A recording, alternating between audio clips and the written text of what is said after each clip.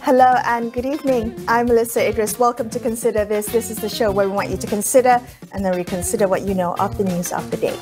Malaysians have been held hostage for weeks now over the uncertainty, rumours and speculation about when the general election will be held.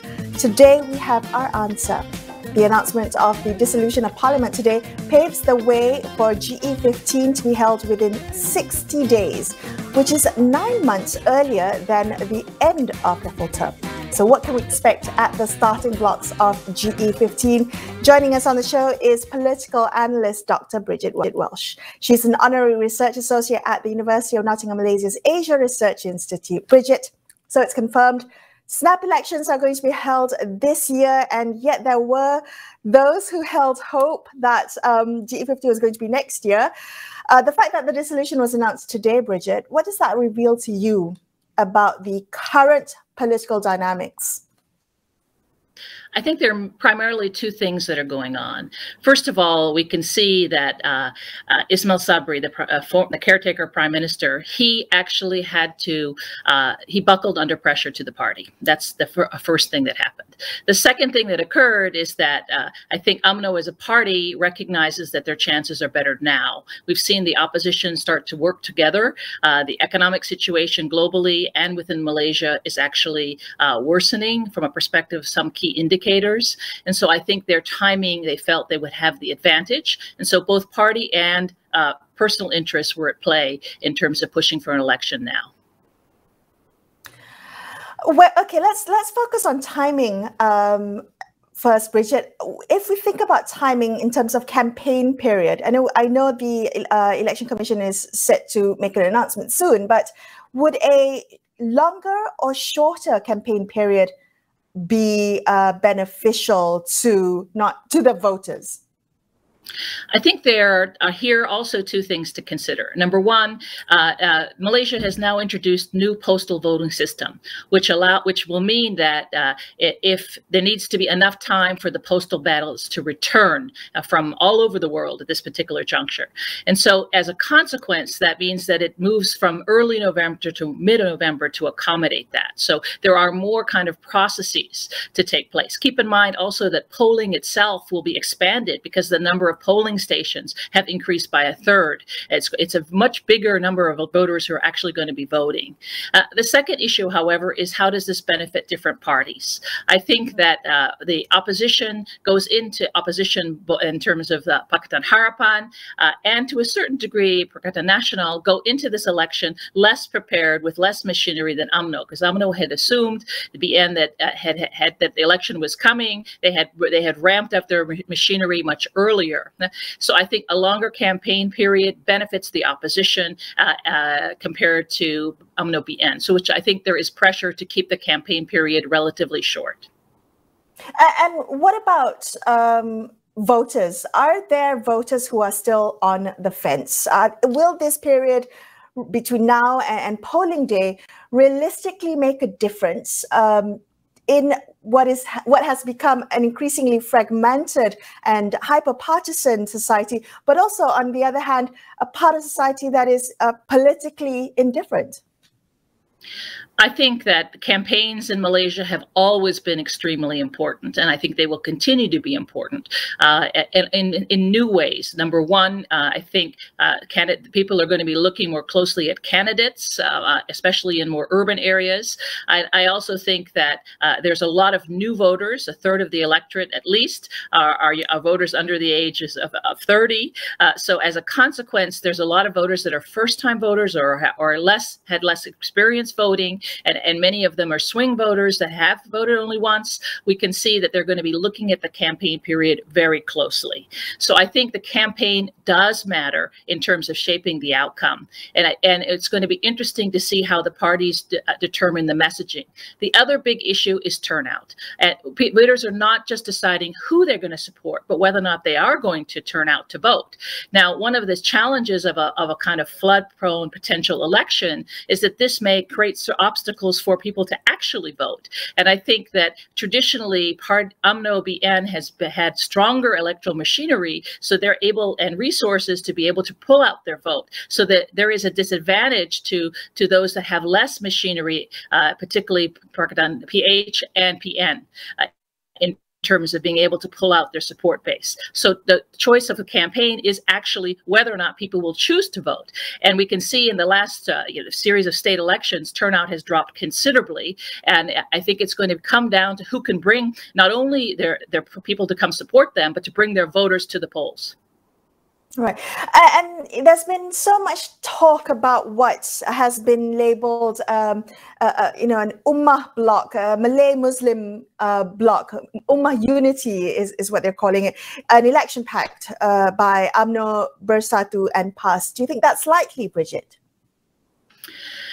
I think that this is a narrative that PAS has been using. I call it the three wives election. They want to be able to have relationships with multiple political partners as they move forward, at least two, maybe three, in the way that they operate. I think that the fact is that the Malay electorate has been extremely fragmented in the last series of elections. It continues to be so, especially with PN and PAS coming in. Whether or not PAS and UMNO make a deal, particularly on the 29 seats that are seen to advantage them, I think we're going to see a dynamic at play. I think people don't recognize that this election potentially has a extreme benefit for PAS in terms of if it's able to attract some of the support from UMNO and also make a deal with them. I think so far the rhetoric has been that the deal is not on. But the relationship between PAS and UMNO historically has been one that has been shaped behind the scenes, not necessarily in public. And I think we can't rule out that there'll be deals that have been struck. But I also think there has to recognize that both the other parties are also looking at their realities. And so I think there are conversations that will be taking place across the political spectrum to look at what might advantage in certain sets of seats in order to create a situation where that individual parties don't have to deal with the dynamic of a more fragmented electorate. Keep in mind, what we've seen in the last two elections in particular is that three corner fights have benefited UMNO. And I think that this is something that people are looking at in a very interesting way, which was different to what happened in GE15, where three corner fights tended to benefit the opposition at that time, Pakatan Harapan. Right. But very quickly, Bridget, I'm just wondering, what are you going to be watching very closely in the next few days? I know this is going to be a period where all our senses are going to be heightened, but what will you be watching for? I'm looking particularly at how parties are able to manage their political alliances to solve the issues of seat negotiations, I think are critical. I've already identified advantage going into this election, but there is considerable fluidity and there is considerable vulnerability, especially given that UMNO's political support base among Malays did not increase significantly, both in Malacca and Johor. So I will be looking at how the configurations of contests take, and then the final point will be how, of course, the parties begin to address the voters in their manifestos and to frame their political narratives. So far, they're still talking to each other as opposed to talking to the Malaysian electorate. That was political analyst Dr. Bridget Welsh from the Asia Research Institute at the University of Nottingham, Malaysia. We're going to take a quick break here on Consider This. We'll be back with more. Stay tuned.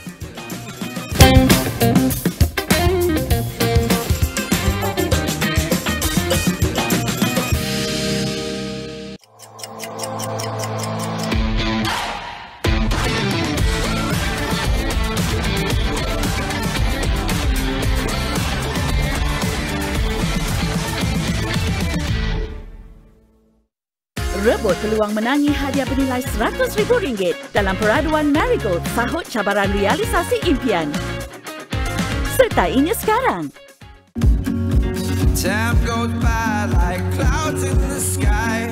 Don't close your eyes, you miss it all. Moments pass, they go so fast. Next thing you know, you've missed them all. So breathe it in.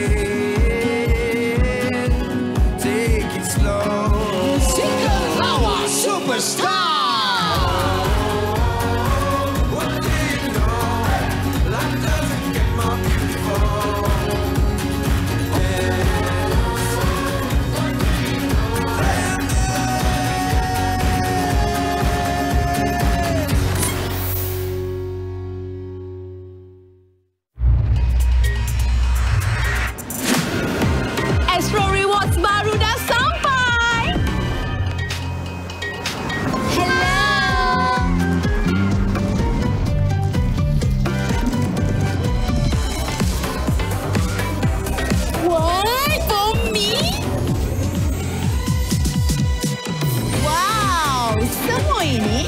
dengan Astro Reward. Muat turun My Astro app sekarang. Ini masanya untuk Asia bangkit.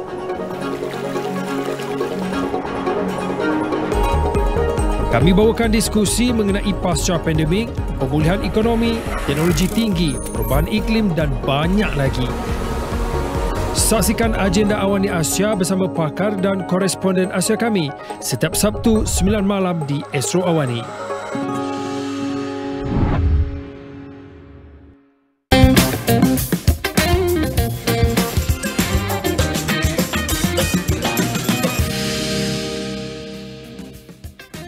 Welcome back to Consider This. I'm Melissa Idris. Joining us now is Ibrahim Sufyan. He's the Executive Director of Merdeka Center. Ben, thanks for joining me on the show. This hashtag Undi Banjir has been trending on social media since this afternoon. Who does Undi Banjir, polls during flooding season? Who does it benefit, Ben? Well, I mean, this Undi Banjir phenomenon right now is really spreading within the urban areas and areas where there is a sizable support base for the opposition, specifically Pakatan Harapan. But I think amongst younger people who are internet or social media savvy, that's spreading as well. And so I think, it's going to make its rounds over the coming days. And depending how the weather cooperates with the Prime Minister and the ruling party, if there are no untoward incidents in terms of flooding and of that sort, then I think it'll be fine. But if there is something unexpected or larger than expected, then I think it's going to play itself into the election cycle and perhaps influence some people. I think one example we have is back in 2018, the election was actually held on a working day. So things like this that inconvenience voters tends to draw some anger or some ire, and those who are motivated who previously maybe were less motivated to show up, might make the effort to come out to vote just to express their feelings. Right. Merdeka Center, in its surveys, has it gauged what public sentiment might be to have polls this year, polls during a monsoon season? Is there appetite for this among the electorate? Well, specifically, no. To be honest, we didn't ask whether people, were up to going to the polls during the monsoon season. But we did ask a question about having fixed term, because that's something that our NGO friends were talking about. And so we wanted to test the idea.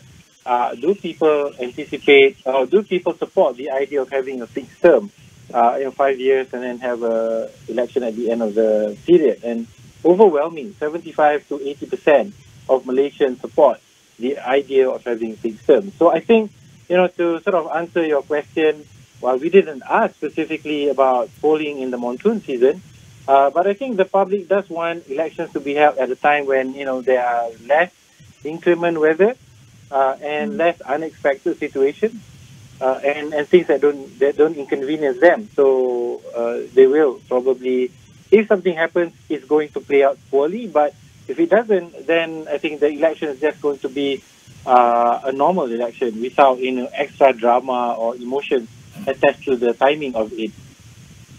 Well, okay, so elections have to be held within 60 days from today. Previous elections, 2013, 2018, the president was to hold, the tradition was to hold polls, I think, 1 month after Parliament's dissolution. What are you expecting this time around? Are you expecting a short campaign period? Yeah, I think, we're expecting a campaign period no longer than 2 weeks. Which has been the case for, a couple of decades now. So anywhere between 11 to 15 days thereabouts. And I think in terms of timing, we don't really know. The Election Commission will have to come up with a meeting and then propose those dates. But I think we're looking at something no later than the middle of, or latest perhaps the 3rd week of November. So we are, probably between 4 to 6 weeks away from now at the maximum. Okay. Today's statement from the palace had said the Yang di-Pertuan Agong had no choice but to consent to the Prime Minister's request for dissolution. But His Majesty was very disappointed with the current political disorder. How are you reading this statement, this disappointment in the political disorder? Yeah, the tone of the statement was interesting because it does, sort of convey the view that the king, doesn't want the election to be held at a time that it inconveniences the public or where there's uncertainty in terms of, the conditions in which the elections are held. But then, he's bound by his constitutional parameters and he's acted accordingly with that. But it does speak of a situation where this election is called by the Prime Minister at the insistence of his party. And so there is a tinge of disappointment which is expressed, clearly expressed, that does show a sense of haste in trying to call this election. Perhaps to try and, get the votes done before something else happens in the political arena that changes the potential outcome for Barisan Nasional. I do want to touch on the state elections, the fact that Pakatan-led states, Penang, Negeri Sembilan, Selangor, they've decided not to call for dissolution of the state assemblies in tandem with GE15. How should we read this? Is that a good move? Well, I think, it speaks of a situation where maybe the Pakatan Harapan, as well as PAS, I think I read in the media yesterday that PAS too has decided not to proceed with state elections in the 3 states that they control. So these 6 states potentially are not having elections now. And I think it speaks of, number one, they probably will use this flooding season as a campaign material, as campaign narrative, part of the narrative. And number two, it also means that they probably have a bit more work to be done to prepare ahead of the elections. Like I know in the state of Selangor, the state budget is going to be presented at the end of October, so at the end of this month. And therefore, they probably will line up programs and offerings to the public that will be implemented in 2023, thereby hopefully improving their chances going into the state polls later next year. All right, Ben, thank you so much for joining me on the show today. Ibrahim Sufyan of Merdeka Center there, and we're going to take another very quick break, but we'll be back with more on this topic. Stay tuned.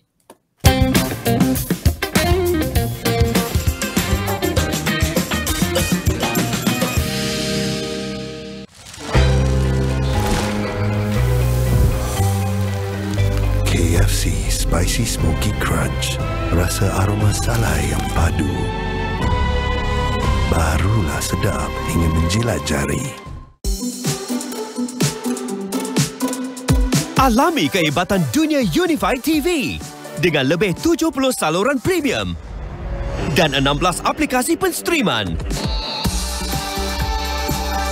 Tonton dan nikmati rancangan kanak-kanak, liputan sukan, drama Korea dan filem terkini bila-bila masa di mana jua. Dapatkan Unify hari ini. Unify.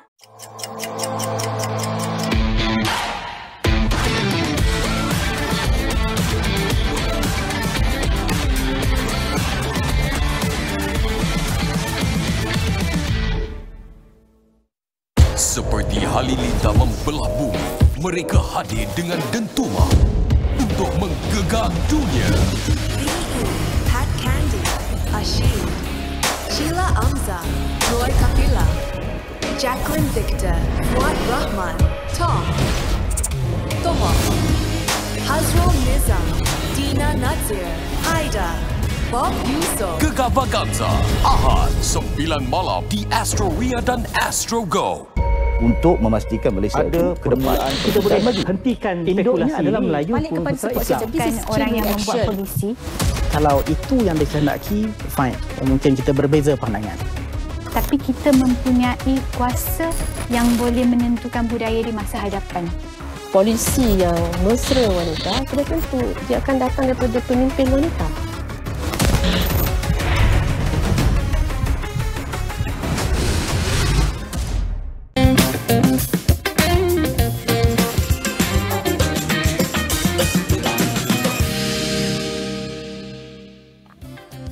Hello and good evening. I'm Melissa Idris. Thanks so much for staying with me on Consider This.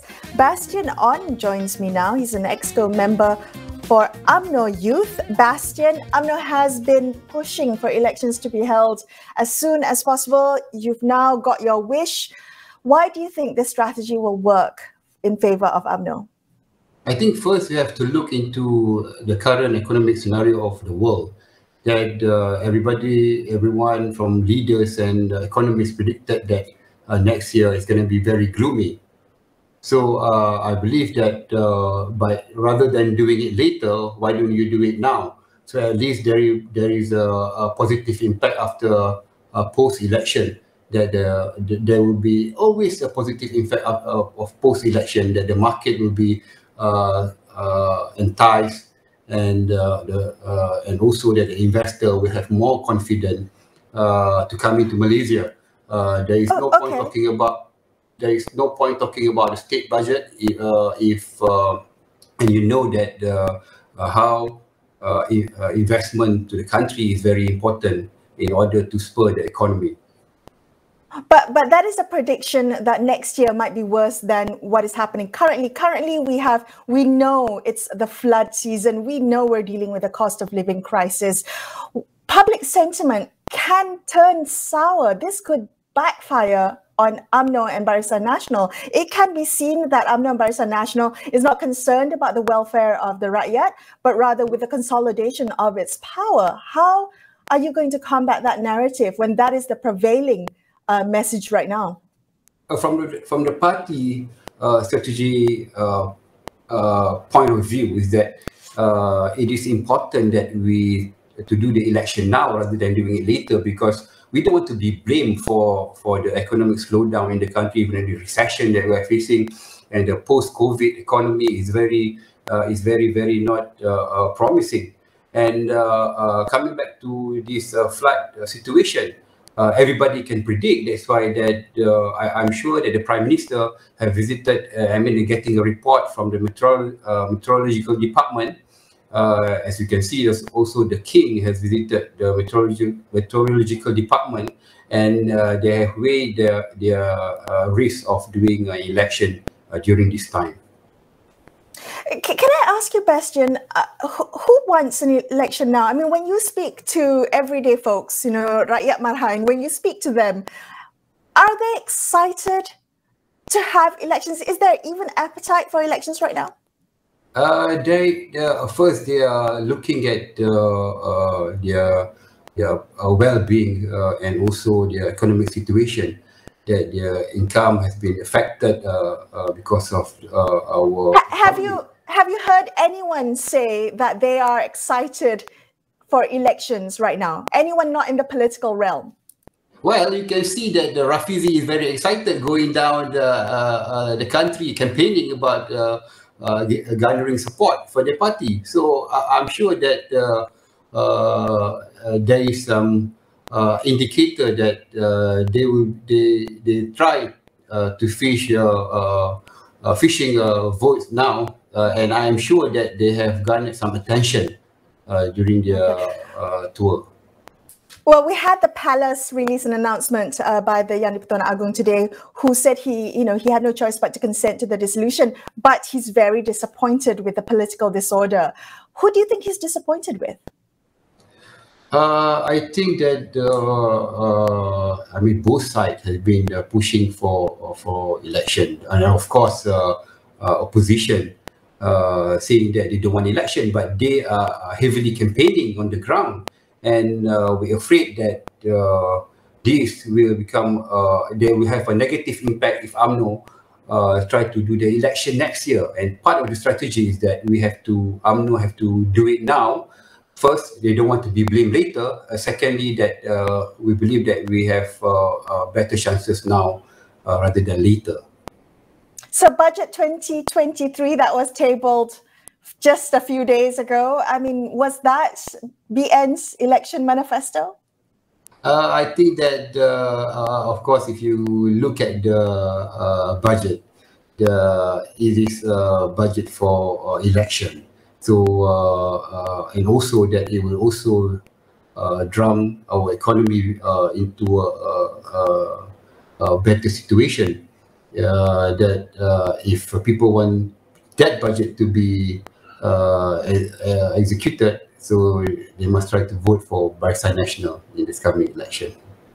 Okay, Bastian, you're an EXCO member for UMNO Youth. Now, this election, we will see an influx of Undi 18 and AVR votes. What is it that you believe will attract these votes to UMNO?